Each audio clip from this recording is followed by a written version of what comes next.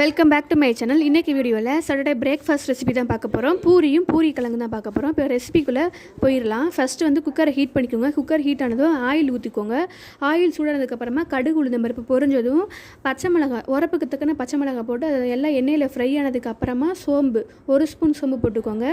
Cut பண்ணி வச்ச 3 பெரிய வெங்காயத்தை போட்டு நல்லா வதக்கிக்கோங்க. வதக்கினதுக்கப்புறமா கருவேப்பிலை, அரை தக்காளி போட்டுக்கோங்க. தக்காளி வேகிறதுக்காக தேவையான அளவு உப்பு போட்டு நல்லா எல்லாமே மசிஞ்சு வேகணும். வெந்ததுக்கப்புறமா மஞ்சப்பொடி தேவையான அளவு மஞ்சப்பொடி போட்டுக்கோங்க. நான் 1/2 ஸ்பூன் வந்து மஞ்சப்பொடி போட்டேன். 4-5 விசில் வந்து வேக வச்சு மசிச்சு வச்ச உருளைக்கிழங்கு இது எல்லாத்தையும் சேர்த்து நல்லா வதக்கிக்கோங்க. உருளைக்கிழங்கு தக்காளி இவங்க எல்லாம் சேர்த்து ஒன்றா வதங்கணும். வதங்கினதுக்கப்புறமா தேவையான அளவு தண்ணி ஊற்றி கிரேவி கன்சிஸ்டன்சிக்கு தண்ணி ஊற்றிக்கோங்க. தண்ணி ஊற்றி நல்லா கொதிச்சதுக்கப்புறமா கடலை மாவு கரைச்சி ஊற்றலாம், அல்லது பொரிகடலை மாவு அரைச்சும் ஊற்றலாம். ஊற்றும்போது கொலன்னு நம்மளுக்கு வந்து கிரேவி வந்து அந்த பூரி குருமா வந்து ரெடி ஆயிரும். இப்போ வந்து சப்பாத்திக்கு வந்து மாவு பிசைகிற மாதிரி தான் இதுவும் பிசையணும். வேறு எதுவுமே போட தேவையில்லை. பூரிக்கு வந்து கோதுமை மாவு, உப்பு, தண்ணி போட்டு மட்டும் பிசைஞ்சால் போதும். நீங்கள் மாவு உருட்டும் போது மட்டும் மெல்லிசாக உருட்டாமல் நல்லா மொந்தையாக உருட்டினீங்கன்னா பூரி இந்த மாதிரி பஃபியாக வரும்.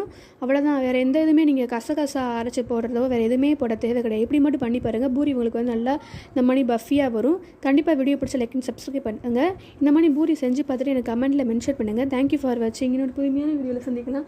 டில் then take care. Bye. Subscribe பண்ணுங்கள், ஷேர் பண்ணுங்கள். தேங்க்யூ.